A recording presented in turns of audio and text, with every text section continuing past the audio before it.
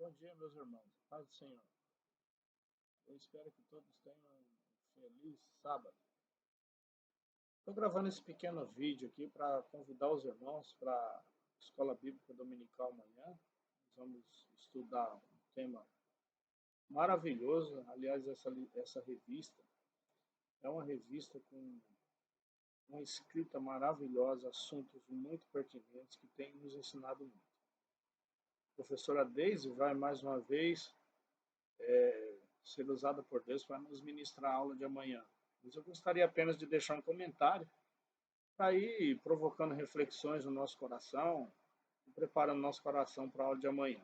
Essa é a intenção desse pequeno convite, desse pequeno vídeo.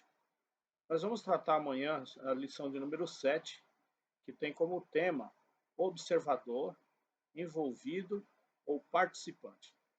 Tem como seu texto áureo o texto de 1 Coríntios capítulo 4, versículo 12, que diz assim: além disso, o que se requer dos despenseiros é que cada um deles se ache fiel. Despenseiro é o encarregado ou responsável pela despensa, que por sua vez é o compartimento onde se guardam os alimentos. Paulo usa esse termo como figura da responsabilidade que cada um tem em todos os aspectos de sua vida para com o Senhor.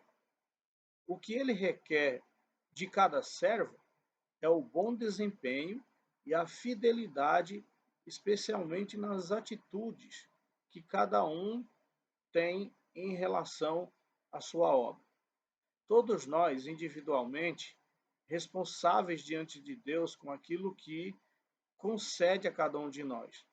Nós somos meramente observadores ou apenas envolvidos ou comprometidos com o Senhor ou na obra do Senhor. Nós vamos ver nessa lição aqui, que vai ser ministrada, que o observador é aquela pessoa que fica apenas de camarote, vendo tudo para criticar ou elogiar.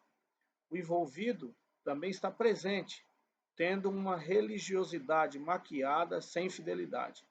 Então, esses cristãos fazem parte do grupo do tipo Denorex, que é uma referência a um shampoo anti-caspa antigo que utilizava o seguinte chavão em sua campanha publicitária. Ele parece, mas não é. O comprometido, então, assume a sua responsabilidade, executa com fidelidade o que o Senhor requer dele. O que Deus requer de cada despenseiro ou de cada crente é que seja achado fiel. Sabemos que motivações na vida do crente são as mais diversas. Isso determina o tipo de crente que somos. O apóstolo Paulo, escrevendo aos Coríntios, deixa claro que a vida e a obra de cada um de nós, hoje, ainda não estão plenamente reveladas em todos os seus aspectos. No entanto, aos olhos de Deus, tudo está claro. Os aspectos externos e internos, incluindo as motivações de cada ato praticado por nós. Por isso, Paulo diz: portanto, nada julgueis antes do tempo, até que o Senhor venha, o qual também trará à luz as coisas ocultas das trevas e manifestará os desígnios dos corações. E então, cada um receberá de Deus o louvor. Está lá em 1 Coríntios, capítulo 4, versículo 5. Por isso, como despenseiros fiéis, comprometamo-nos com o Senhor e também com a sua obra. Nós vamos ver amanhã, nessa lição, que principalmente o crente precisa decidir que tipo de atitude vai ter diante da vida. Vai ser um simples observador, um envolvido ou um participante? Vamos trabalhar esse assunto usando exemplos da própria história da Bíblia Sagrada.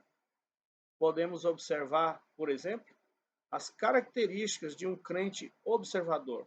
Podemos reconhecê-lo, porque ele tem três características, que às vezes aparecem conjuntamente, E outras vezes, apenas um desses aspectos pode estar presente na vida desse crente observador. Mas normalmente nós encontramos essas três características na vida desse irmão. Primeiro, o crente observador é uma pessoa ciumenta. Segundo, ele é uma pessoa crítica. Terceiro, ele é sarcástico. Ciumento.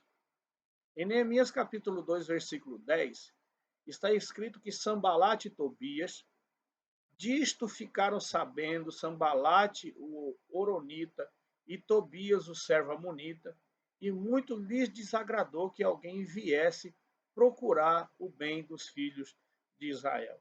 Então, enquanto Neemias estava trabalhando para a reconstrução do muro, e tínhamos lá o Sambalate e o Tobias que ficaram com ciúmes do que estava acontecendo. Então, o ciumento, ele acaba tendo esse tipo de comportamento. E uma das características do ciumento é que o ciumento acaba também desenvolvendo um outro sentimento, a inveja. Outra característica dele é que ele é crítico. Novamente é dito que Sambalate de Tobias, e agora também se juntou a outro, um arábio chamado de Gesem. Quando souberam do que Neemias estava fazendo, juntamente com seus companheiros, da reconstrução do muro, o texto diz: quando souberam, zombaram de nós e nos desprezaram, e disseram: que é isso que fazeis? Quereis rebelar-vos contra o rei? Está lá em Neemias, capítulo 2, verso 19. Quem fica do lado de fora de qualquer tipo de luta só critica e zomba dos que estão na batalha. Então, essa é a segunda característica desse crente observador. Terceiro, ele é sarcástico. Agora é a vez de Tobias menosprezar os judeus, dizendo: ainda que edifique, vindo uma raposa, derrubará o seu muro de pedra. Neemias 4:3. Com isso, quase que a obra de reconstrução dos muros não chegaria a um fim. Aí diz o texto, Neemias dizendo: porém, nós oramos ao nosso Deus, e como proteção, pusemos guarda entre eles de dia e de noite. Vamos ver também o crente envolvido. O crente envolvido também tem três características. Ele é fogo de palha, tem uma religiosidade maquiada e tem fé sem fidelidade. Fogo de palha, ou seja, é apenas um entusiasmo e nada mais.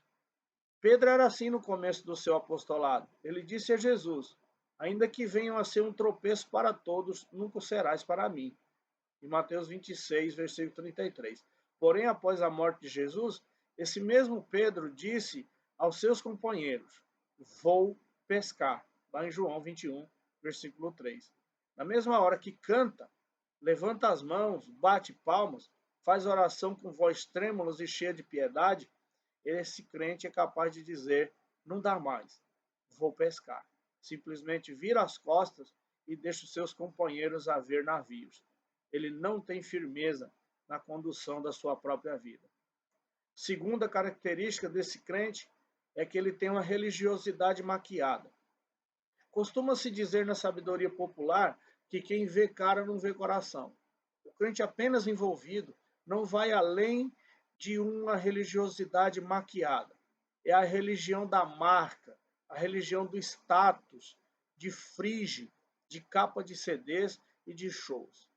No grande sermão de Jesus, ele proclamou: nem todo o que me diz Senhor, Senhor, entrará no reino dos céus.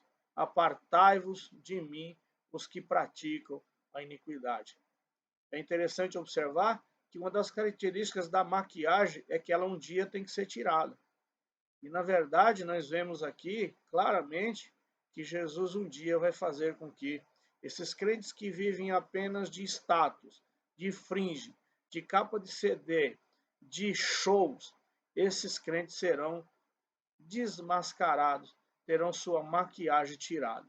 Essa é uma característica muito triste do crente que apenas é envolvido e não comprometido. Terceira característica dele é que ele tem fé, mas sem fidelidade. Para Tiago, fé sem fidelidade por si só está morta. É o que ele diz lá no capítulo 2, verso 17 da sua carta. Não basta estar envolvido, declarou Jesus. Eu sou a videira verdadeira e meu pai agricultor. Todo ramo que está em mim, ou seja, está envolvido, mas não dá fruto, ele o corta, e todo o que dá fruto limpa, para que produza mais fruto ainda. É o que ele disse em João 15, verso 1 e 2. A fidelidade pode ser caracterizada, definida como: a fidelidade é a fé em ação. O versículo-chave diz: que se requer dos dispenseiros é que cada um deles seja encontrado fiel. Terceiro e último é o crente comprometido. Gustavo quer um beijo. O crente comprometido é aquele que tem convicção, satisfaz a Jesus e pensa nos outros. A pessoa comprometida é uma pessoa convicta. Esther era assim. As suas fortes convicções não a deixaram fugir do seu compromisso. A sua vida era mais do que um corpo físico que atraía Suero. Esther era uma vocação, era um dom de Deus, um carisma que o Senhor usaria para o livramento do seu povo. Convicção não olha para trás, não foge de suas obrigações. Disse Jesus: ninguém que, tendo posto a mão no arado, olha para trás, é apto para o reino de Deus. Em Lucas 9, versículo 62. A pessoa comprometida também tem uma outra segunda característica. Ele não faz reivindicações para si.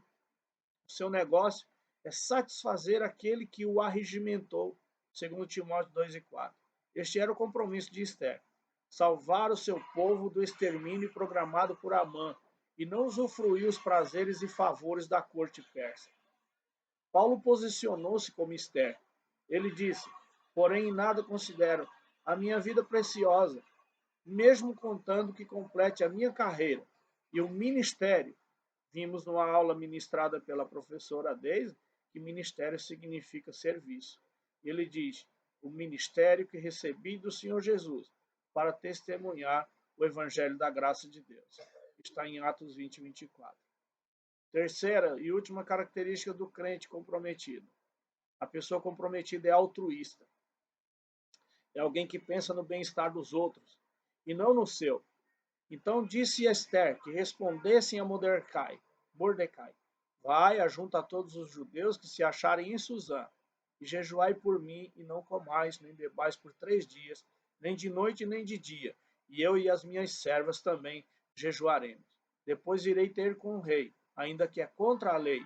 Se perecer, pereci. Esther 4, 15 e 16. E Jesus também diz: eu sou o bom pastor. O bom pastor dá a vida pelas ovelhas. João 10, 11. O comprometimento de Jesus era com o Pai para salvar as suas ovelhas e não a sua própria vida. Você, como é que você se vê dentro dessa lição tão importante? Você é apenas um crente observador que, por consequência, ciumento, crítico, sarcástico. Você é um crente envolvido. Tem como característica fogo de palha, tem uma religiosidade maquiada e tem fé sem fidelidade, ou você é um crente comprometido, tem convicção, satisfaz a Jesus e pensa nos outros. Não fique parado onde está. Não interprete o ide de Jesus de outra maneira. Ir significa ir mesmo. Simples assim. Espero ter ajudado. Deus abençoe você. Um ótimo sábado. Que o Senhor Jesus abençoe tua vida, meu irmão. Forte abraço. Beijo no coração.